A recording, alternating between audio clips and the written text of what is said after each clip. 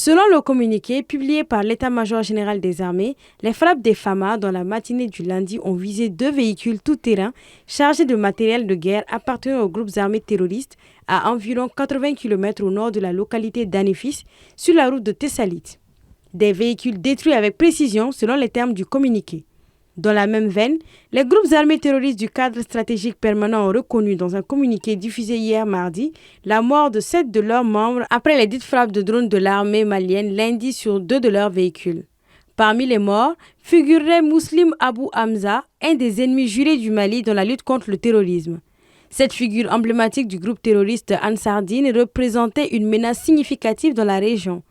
La mort du chef terroriste Abou Hamza Muslim constitue un coup dur pour cette organisation terroriste, renforçant les efforts des forces armées maliennes dans la lutte contre le terrorisme au nord et au centre du pays. Dimanche déjà, ces mêmes séparatistes accusaient l'armée d'avoir fait une vingtaine de morts dont 11 enfants à Tinzaouaten à la suite de frappes de drones.